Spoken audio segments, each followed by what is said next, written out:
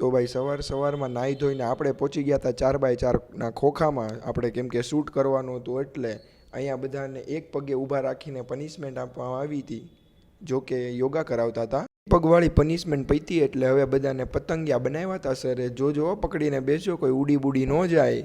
અહીંયા બધા પતંગિયાવાળું આસન કરતા હતા. બધું પતાવીને ભાઈ લોગારે હવે આપણે નાસ્તો કરવા બહાર નીકળી ગયા છે.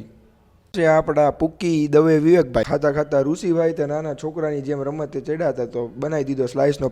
અને આ ભાઈ કુકડો ડાન્સ કરે એવી રીતે ડોગ હલાવેલા ડાન્સ કરતા હતા. એક ડાન્સ કરવાવાળા ભાઈ ને એક આ બીજા કેમેરાવાળા ભાઈ. નકરું ઝૂમ જ કરે બેઠા. આખા સેમિનારમાં એને ધ્યાન નથી આપ્યું, નકરું ઓલા ભાઈ ઉપર ઝૂમ કરવામાં જ ધ્યાન આપ્યું છે આ ભાઈએ.